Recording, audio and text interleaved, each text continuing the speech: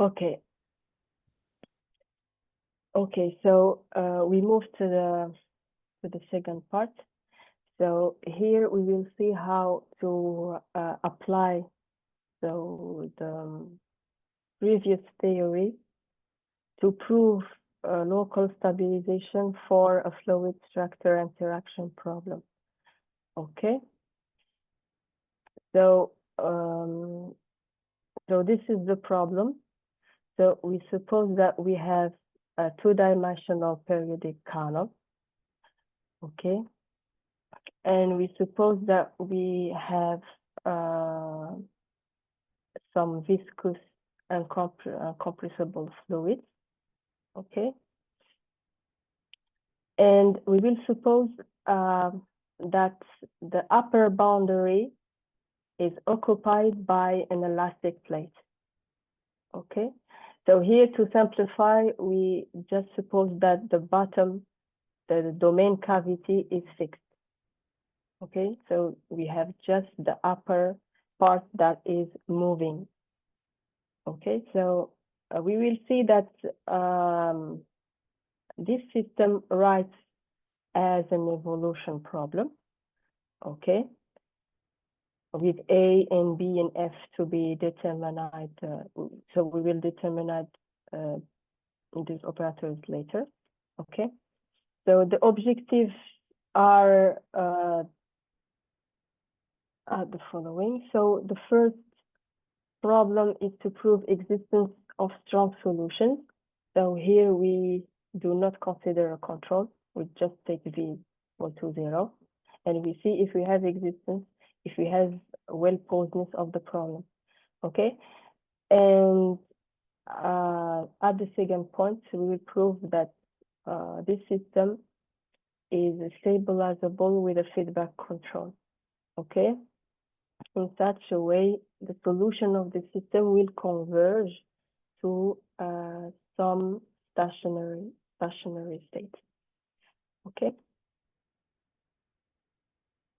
So some specificities of this work is that here we consider a domain that is moving with respect to time. Okay. So here, since the domain will be dependent of the time displacement of the plate, then the domain will be changing with respect to time. So so this is a free boundary problem. And second of all, we will consider slip boundary condition at the boundary. It means that we authorize the fluid to slip at the boundary. Okay. And we consider boundary control. Okay, so here we consider a control that is localized on compact sets at the boundary. Okay. So here we see that the operator A, so the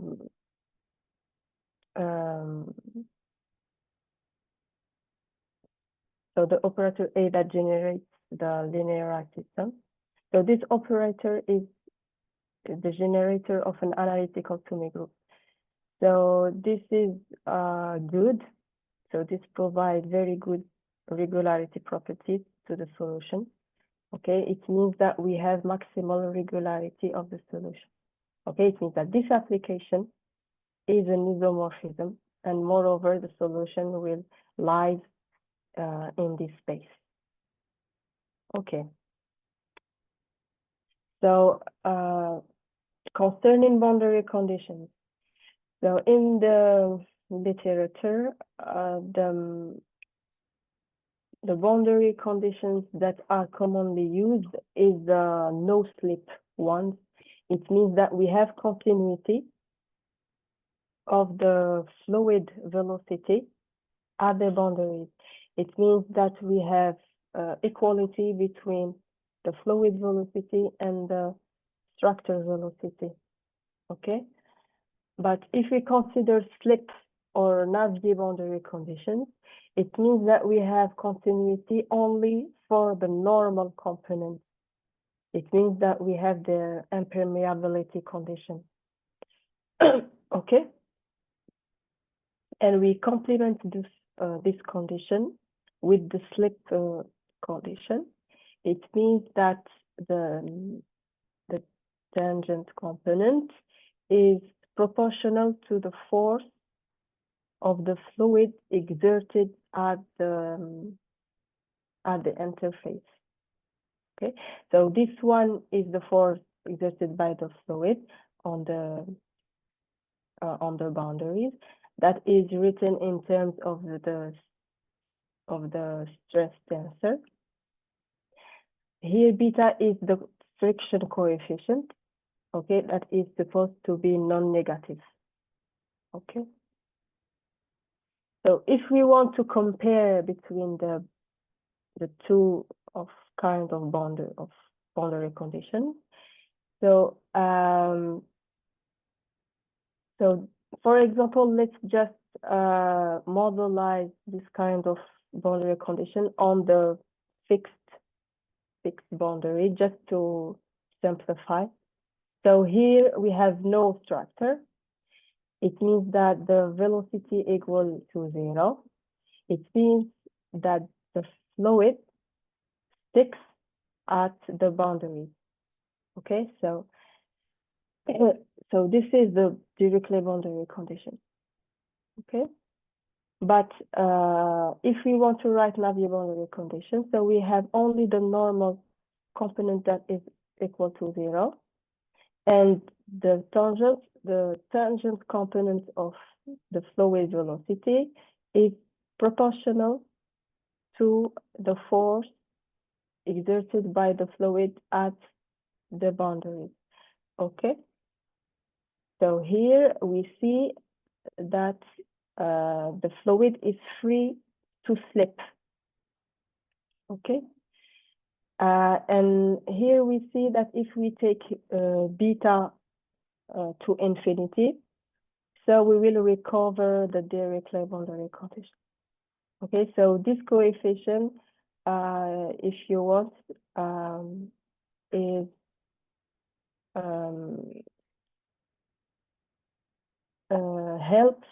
helps to stop the fluid from slipping.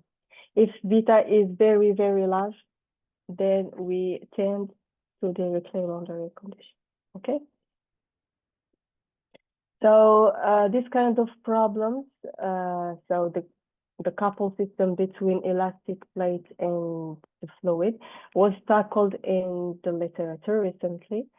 So here we have some results about existence of strong solution with Dirichlet boundary condition by Berardo Vega, Julien Lecoeur.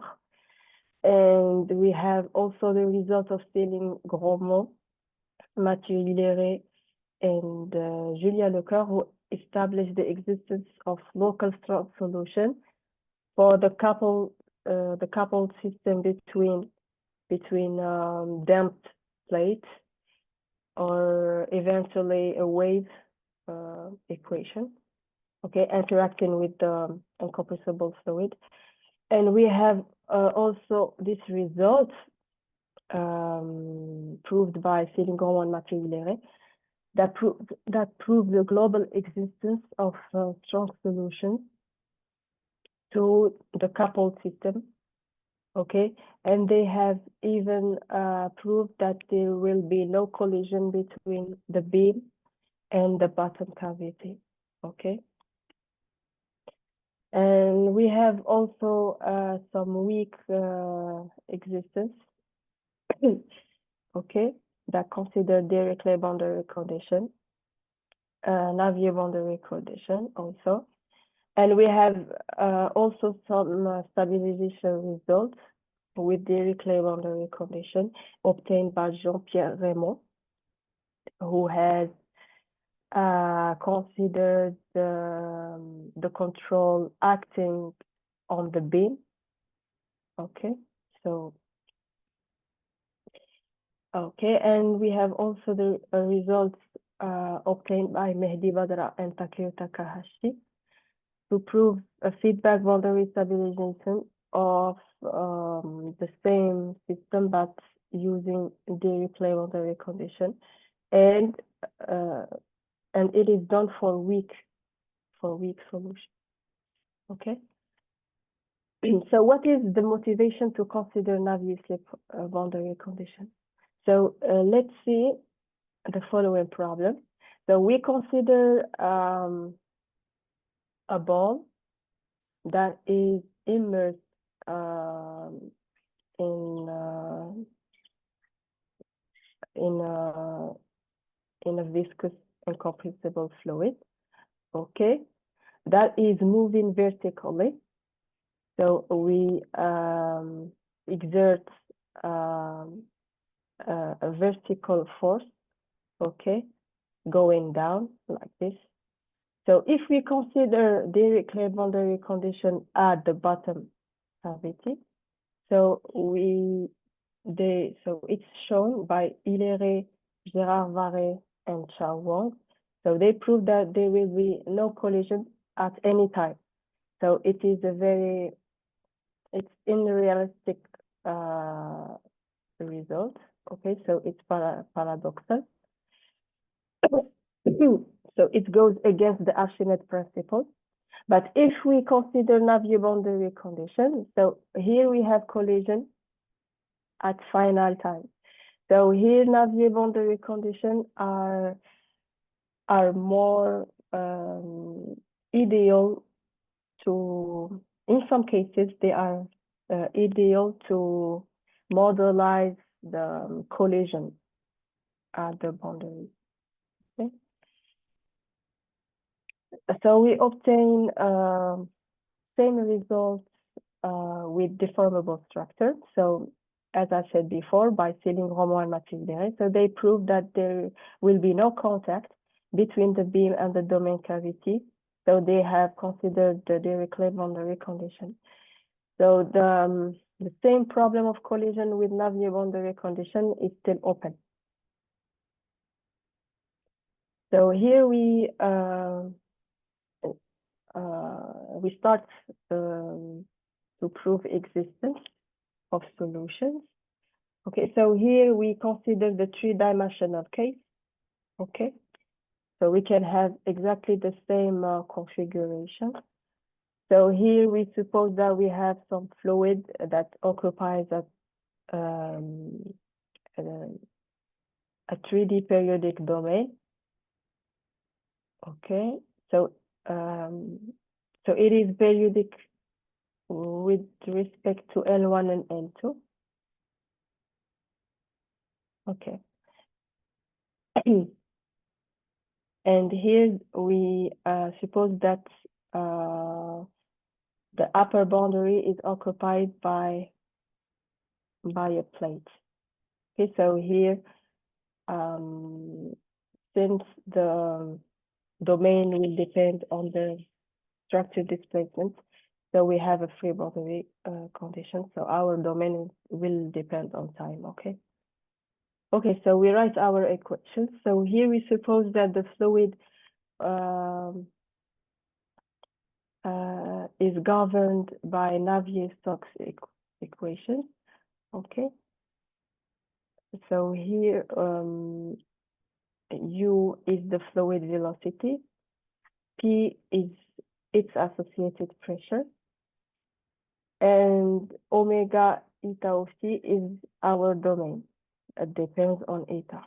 Okay, that is periodic domain that depends on time. Okay, so here, so this one is the nonlinear term. TUP is the Cauchy stress tensor. Okay, so here nu is the viscosity of the fluid, and du is the symmetric part of the gradient. Okay. So the structure equation will be the dense plate equation. So we suppose that the displacement of the structure verify this equation. So here A1 is the B Laplacian, okay? And here we add a damping on the structure.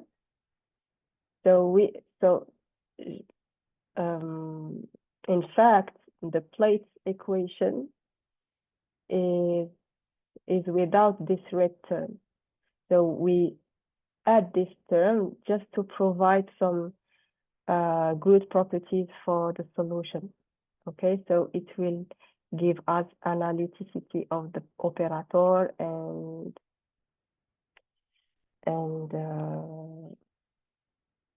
we get some nice regularity properties. Okay, so we add this damping, and H eta will be the force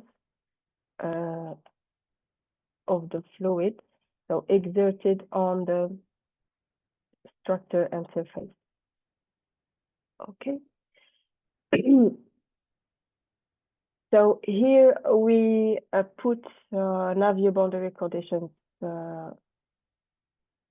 at the boundaries.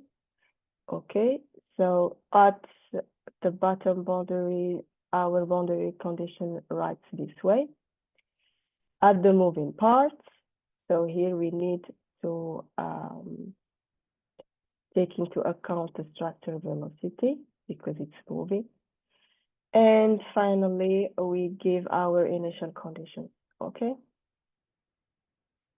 So this is our problem, okay? So we have the fluid equation, we have the structure equation, and we have our boundary conditions.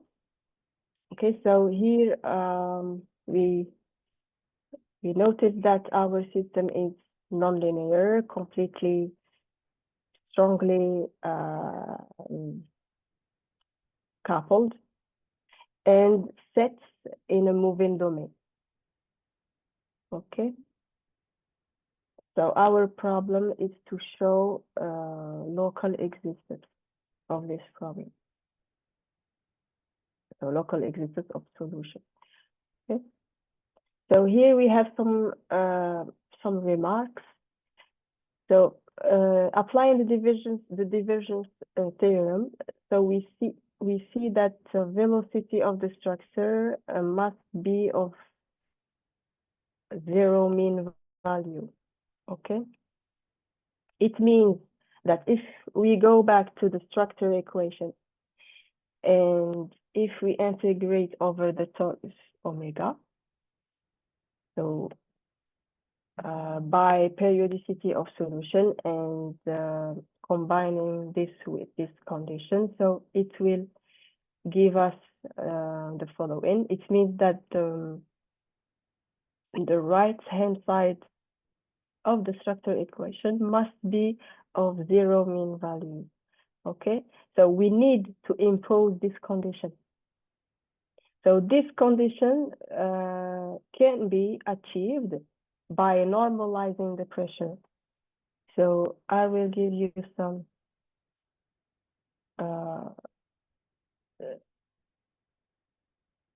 some explanation. So what we're gonna do? We're gonna define some projection, some orthogonal projection that is called M. Okay, that is a projection over the function, the L2 function with zero mean value. Okay, so what we're gonna do, we're gonna separate the right hand side into two parts. Okay, so we need only to have this term. We need to make this term vanish. How we will make it vanish? Just to find the constancy. Okay, because generally the pressure, we find the pressure that has zero mean value in general. Okay, so here we precise this constancy in order to have this term equal to zero. So in this case, the pressure will be uniquely defined. Okay, so we will replace our structure equation but this one, okay? And P here will be a pressure, any function of zero mean value, okay? Then we will fix it in order to have this condition, okay? Okay, so in the sequel, I will omit to write the projection M, okay, just to simplify. Okay, so how do we deal with this kind of problem? So first, our problem is set in a moving domain. So we need to reduce the domain into a fixed configuration. So here we will make a change of variable, okay, to reduce the domain into its initial configuration. So omega theta 0. Okay, and we set the new function, so u equal to cofactor star big U. So this is the so u is the new function, okay, and small p is equal to p, okay. So why we multiplied by this one, by the cofactor here, just to conserve the divergence property. So in that case, the divergence of small u of the new function will stay equal to 0. And it will also conserve the impermeability condition. Okay, so I have the impermeability condition that is the same. And we have also the divergence property that stays the same. Okay, so due to this change of variables, so we have some extra terms that appears in the system. So in the fluid equation, in the structure equation, so this is very normal, and even in the boundary condition. Okay. So this is, by the way, difference between the reclaimed boundary condition. So with the same change of variables, the boundary condition will stay the same if we consider the low slip boundary condition. Okay. So this is an additional difficulty. Okay. So here we write the linearized system. Okay, this way. So here we have F, here we have H, and here we have some non-homogeneous boundary condition. Okay, so to deal with, so here the strategy is to use semigroup theory. And to use semigroup theory, so it is more convenient to have homogeneous boundary condition, so it's more comfortable. So we need to lift G from the boundary condition. So we can handle it. We can find some lifting that do the job. Okay. So we have another problem. So the problem of the pressure. So here the pressure appears in the fluid equation, in the structure equation eventually. So how to deal with it? Okay, so here what we want to do, our objective is try to write the linearized problem into an evolutionary system. Okay, so evolutionary system with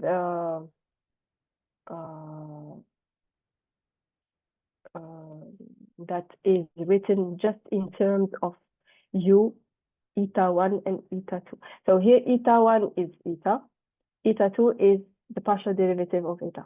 Okay, so here I just rewrite the system. Okay, what we're gonna do, I just separate the system into two parts. Okay, I just isolate the pressure alone. Okay, so how do we do to make this term disappear? So set the space H, so it will be my pivot space. Okay, that is given this way. So here, if I calculate the orthogonal of this space, so the orthogonal of this space are just elements that are written this way. It means that to get rid of this term, we just need to project this problem by the orthogonal projection on H. It's, if you want, it's similar. It's similar to the Luray projection. Okay, but here we have the structure, so we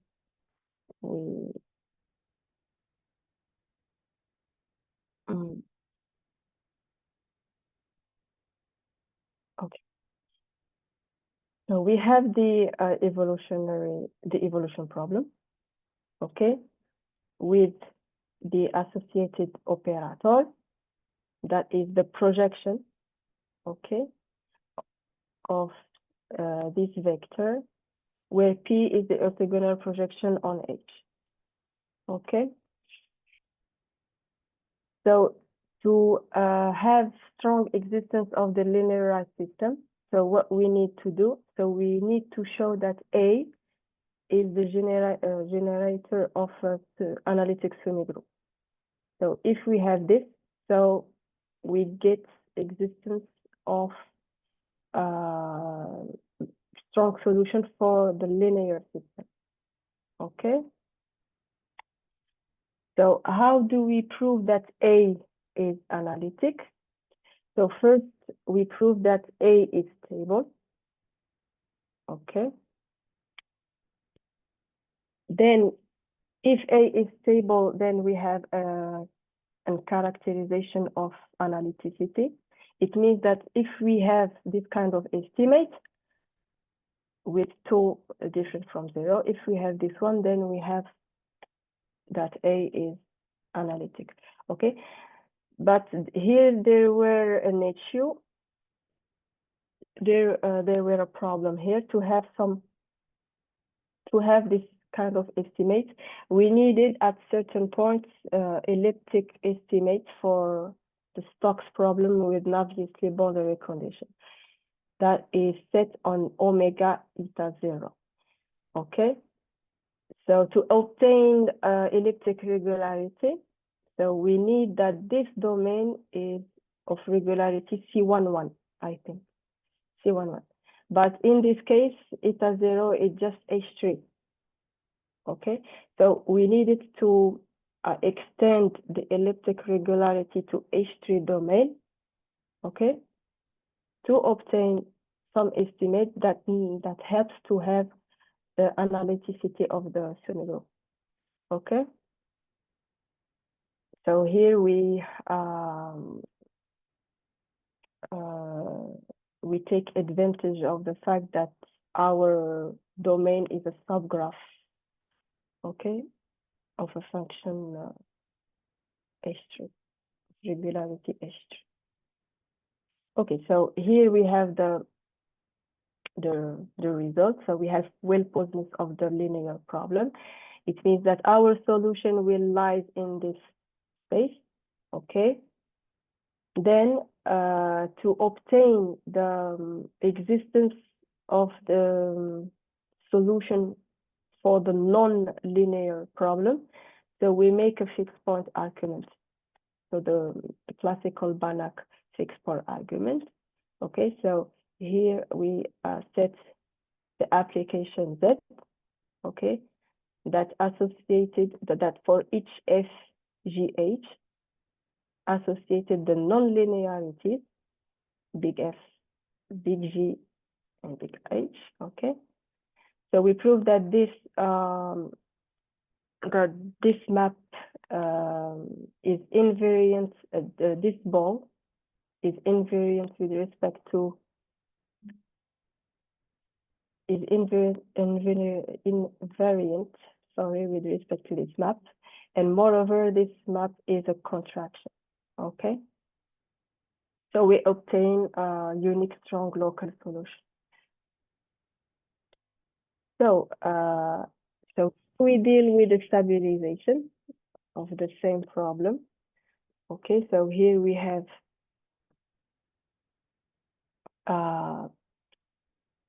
Navier-Stokes equation. Okay, the structure.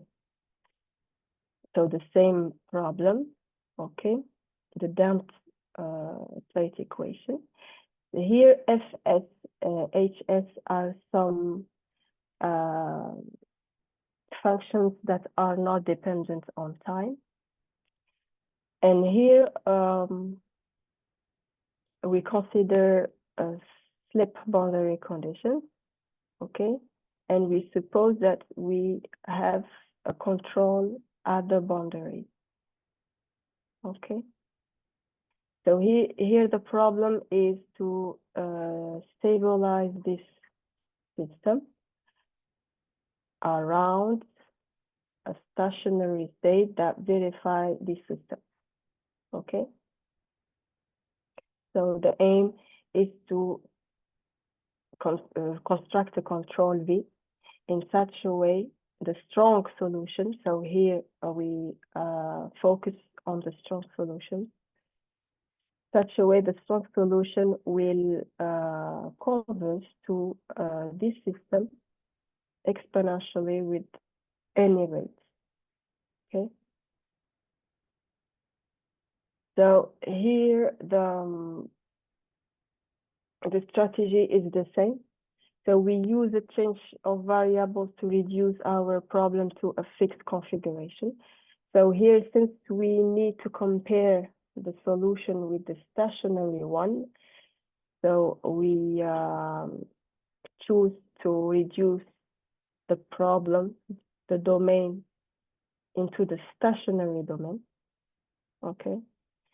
So here, so we make exactly the same. So we set the same function, okay, with a cofactor. And here what we need to do is just to compare the solution between the stationary one. So here, just for simplicity, I will just recall the difference by U for the velocity, and by P for the pressure, and by C for the structure displacement. Okay, so here at the sequel, so we need to prove that the system satisfied by U will decay exponentially to 0 with rate minus sigma that is fixed at the beginning. Okay, so we need to linearize the problem, okay, and then make a fixed point argument. So after the change of variables, so we get the following. So here we obtain the Oseen problem, but perturbed with some linear terms in Xi. Okay, and here F will be the quadratic terms that appears that can be handled at the fixed point session. Okay, so this operator L1 will appear in the fluid equation, in the structure, and eventually at the boundary. Okay, so this is very coherent. So this is the difficulty. So the difficulty of this change of variable is to determine this L1, okay? And because, so we couldn't involve this kind of operator at the non-linear part because they are linear. They are not quadratic, so I cannot handle them in the fixed point argument. Okay, so we need to study the system with those operators. Okay. So we consider the linearized problem. Okay. So here we have the same problem. So we have nonlinear linearities here. So we have nonlinearities on the fluid equation, structure equation, and we have also nonlinearities at the boundary. So this is a very, so it's very tough. So we need to get rid of them. Okay. So how we gonna do? So we consider the following linearized problem. Okay. So first we will study the stabilization of the linearized problem with homogeneous boundary condition. Okay, so we suppose that we have no G at the boundary condition. Okay, construct a feedback operator that stabilizes the linearized problem with homogeneous boundary condition. And we show that with this construction of this operator, of this feedback operator, so we can construct a control that in fact stabilize the problem with non-homogeneous boundary condition. So here it's very important that the control will not depend on G. So we could not make some lifting, or we need to deal with it. Okay. Okay. So here we have also another issue. Since we are considering strong solutions, it means that we need to impose some compatibility condition at time zero at the boundary. It means that we need to have this one. Okay, so it's very complicated. So to deal with this difficulty, we use dynamical control. It means that what means that the control will satisfy some evolution problem. Okay, and for example, and here big lambda will be my new control. So here I will impose that my control at time zero is equal to 0. Okay, and I will impose that the time derivative of v is equal to big lambda. So here I will write my system into an evolution problem. Okay, so here D is the operator that lifts the control from the boundaries, if you remember how we did for the 1D heat equation. Okay, so we remove the control using a lifting operator. Okay, so here we project the system by the projection P to remove the pressure from the system. Okay, so here B will be lambda 0 minus A P D. So it is, so you can see it just if you reconsidered the, if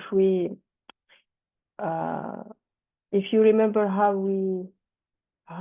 we have done for the heat equation, for the Dirichlet boundary condition, for the Dirichlet control, excuse me, for the Dirichlet boundary control. So here the B was similar to this. Okay, so practically the same arguments. Okay, and what we need to do is to add this equation. So here the time derivative of v is equal to lambda. Okay, and now if you see, we will have another problem. Okay, so we will set W, so the vector composed by PZ and V. So here V is a part of the state, it's seen as a part of the state, and lambda will be my new control, okay? So this is how we deal with dynamical control. So the previous control will be seen as a part of the state, okay? And we have our big lambda, our new control. So we can reformulate our problem in terms of W, okay? So we have a new operator that is called, so this one, okay? And we have my new operator B, so this one, where big lambda here is the control. And we have the, so we have the right-hand side here, F. Okay, so to have a stabilization of this kind of problem, so we need to prove that this operator is analytic. Okay, and we need to prove that this B is relatively bounded, but in this case, it's clear that it's bounded. Okay, and we need to show that this one, that this coupled problems, that A and B, the new A and the new B, satisfies Fattorini-Otis criterion.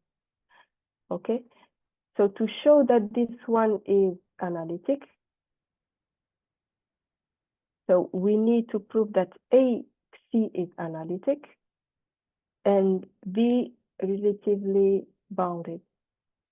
Okay, so it is sufficient to show that this one is analytic. Okay, yeah, so we need to show that A generates an analytic semigroup and AB satisfies the Fattorini-Otis criterion.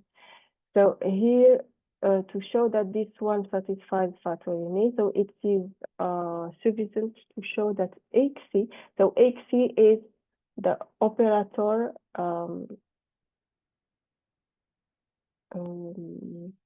so this is the Gaussian operator perturbed by the, or by L1 and L2, okay, the terms in C. So if this one, if we have unique continuation property, then we obtain the unique continuation property for the new A and the new B, and we have obtained our first stabilization result, okay? So to prove that AXC generates an analytical semigroup, we just separate, we just proceed by duality. So it's more easier to check that its self-adjoint operator is analytic. So if we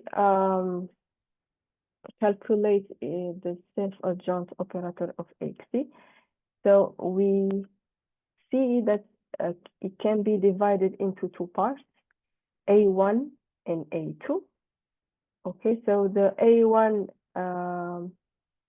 is the self-adjoint operator that we have already seen in the existent part.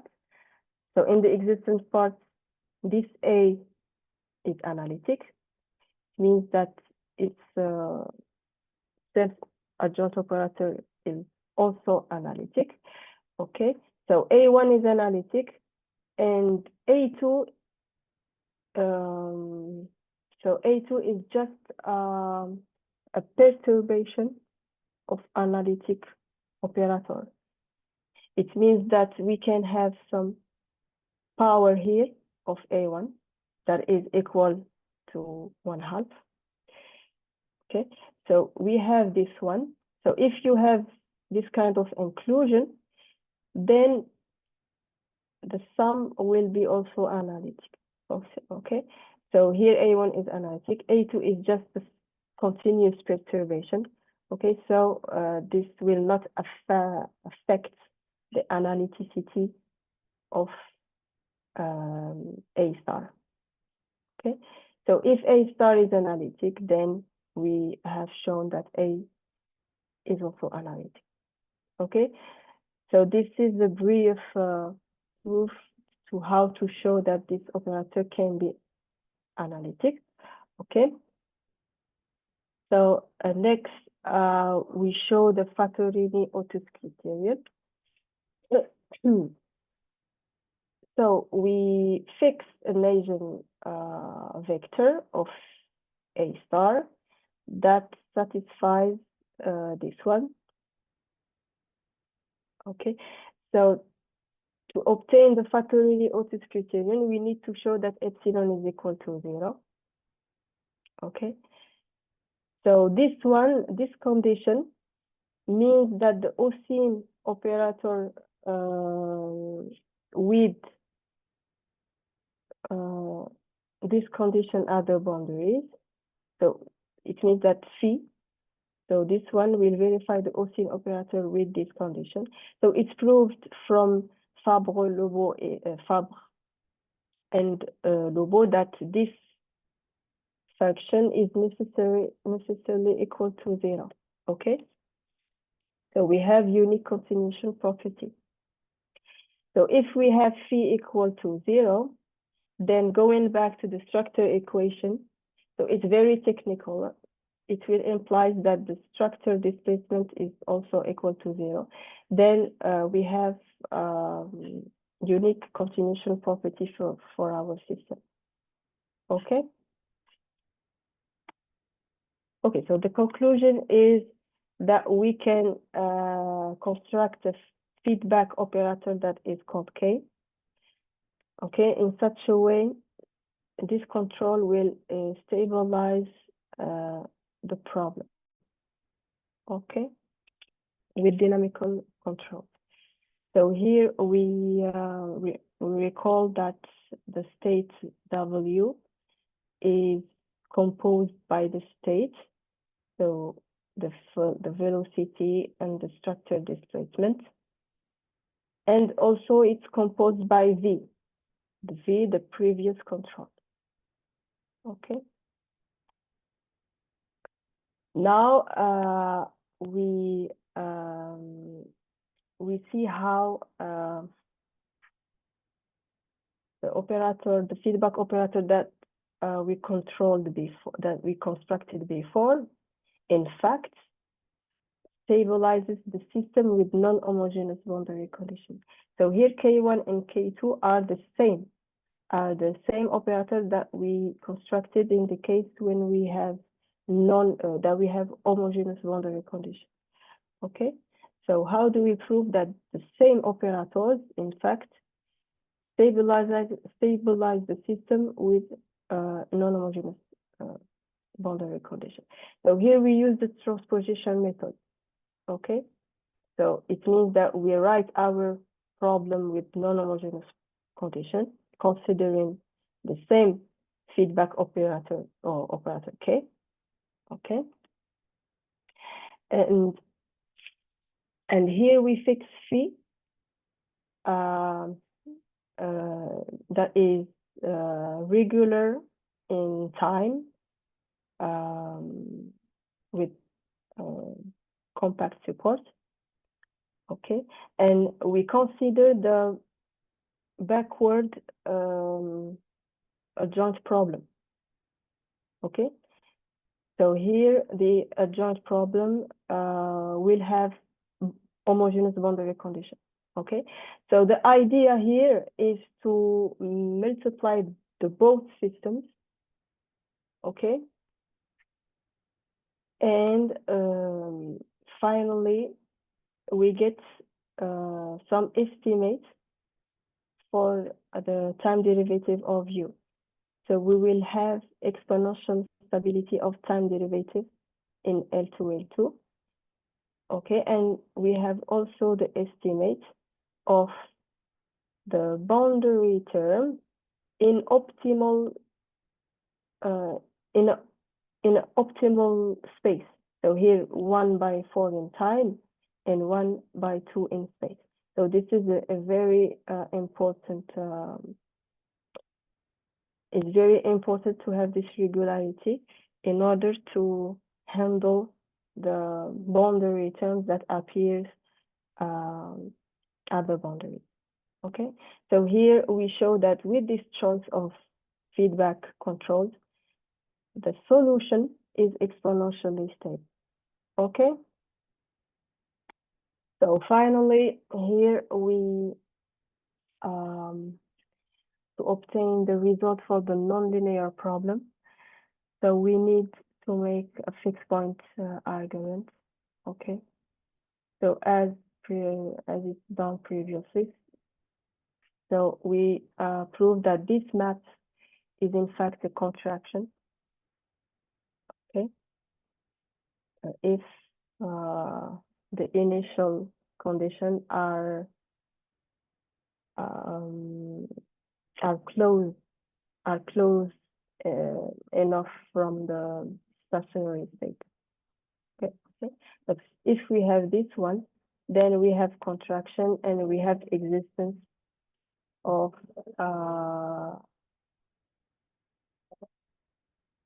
a local strong solution that is exponentially stable. Okay. So I think that I'm done.